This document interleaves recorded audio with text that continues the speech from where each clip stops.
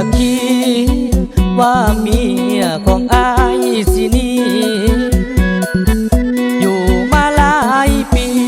บ่เคยมีเหตุการณ์อันใดแต่งงานกันมาจนมีลูกนำกันสองฝ่ายเป็นเมียที่ดี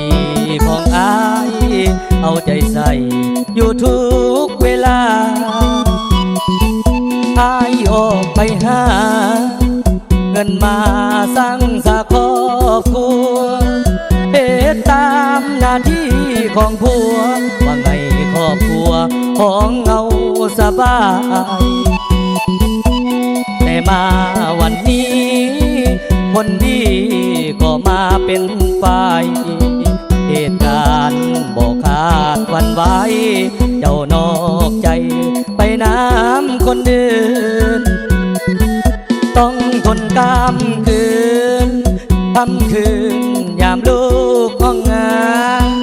ได้ยินเสียงเอิ้นมารดาพาใจไอ้ทรมาน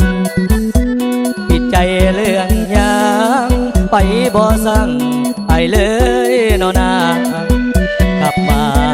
ตั้งแต่เหตุงานเมียอยู่ทางบ้านก็ปา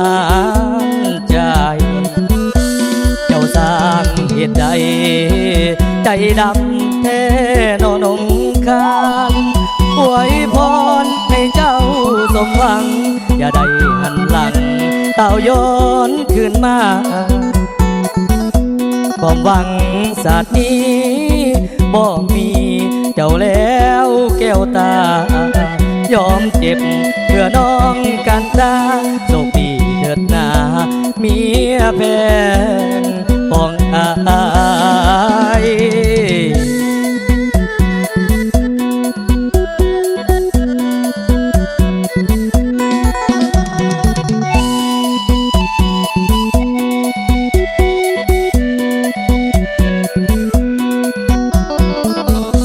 ต้องทนกำคื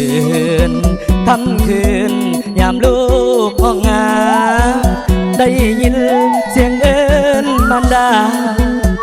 พาใจให้ทรมานติดใจเรื่องยังไปบ่สั่งไปเลยนอนากลับมาตั้งแต่เหตุงานเมียอยู่ทางบ้านก็ปานใจเจ้าสร้างเหตุใดใจดำแท้นอนงคานอวยพรให้เจ้าสมหวังอย่าได้หันหลังเต่าย้อนคืนมาความหวังศาสตร์นี้บ่มีเจ้าแล้วแก้วตายอมเจ็บเพื่อน้องกันดาโชคดีเถิดนาเมียแพง